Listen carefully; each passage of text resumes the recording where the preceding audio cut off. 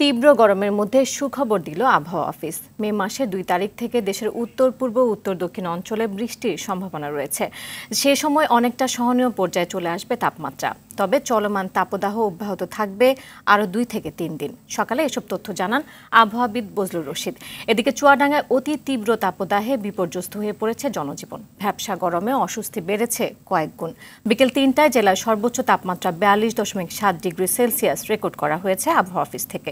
তীব্র দীপ্তচন্দ্র পালের রিপোর্টে থাকছে এরই বিস্তারিত। এজন্য তীব্র তাপদাহের মধ্যে স্বস্তির বৃষ্টি। সত্যি না হলেও তীব্র গরমে জনগণকে কিছুটা সাময়িক স্বস্তি দিতে এভাবে রাজধানীতে প্রতিদিন 4 লাখ লিটার পানি ছিটানোর উদ্যোগ নিয়েছে উত্তর সিটি কর্পোরেশন।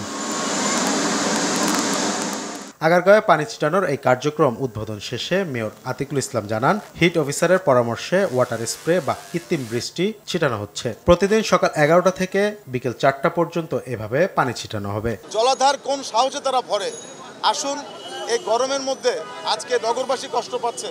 আমি নগরবাসীকে উদারত আহ্বান জানাবো যে অবৈধভাবে কোনো জলাধার, কোনো খেলার মাঠ, কোনো লেক, কোনো খাল কেউ যেন দখল করতে না পারে, কারণ তার প্রকৃতিকে ধ্বংস করছে, প্রকৃতি তার প্রতিশোধ নিচ্ছে।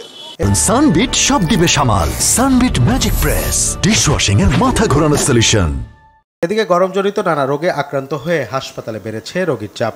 এই গরমে বারবার ঠান্ডা লাগতেছে, অসুখ বিসুখ বেশি, এরপর ঠান্ডা, পাতলা পায়খানা। এই আজকে 1 সপ্তাহ তামাই গরম থেকে বারবার ঘেমে যায়। আর ঘরের ভিতরে অনেক গরম, তো ওই গরমে বাচ্চার শরীর বেশি গরম থাকে, এই কারণে হয়তো জ্বর, তারপর গরমের কারণে অস্থিরতা, এরপর গায়ে লাল লাল গরমের গোটা উঠে গেছে।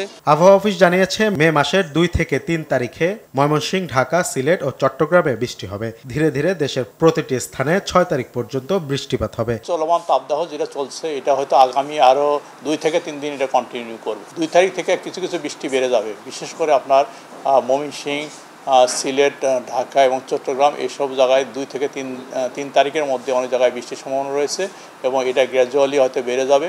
সেক্ষেত্রে 4-5 তারিখের ভিতরেই দেশের অনেক জায়গায় বৃষ্টি হবে। সেই সময় তাপমাত্রা অনেকটা সহনীয় পর্যায়ে চলে আসবে। তীব্র তাপদাহে চুয়াডাঙ্গা, যশোর, মেহেরপুর, খুলনা, বাগেরহাট ও রাজশাহী সহ বিভিন্ন জেলায় জনজীবন এখন বিপর্যস্ত। দীপ্তচন্দ্র পাল, RTV, ঢাকা।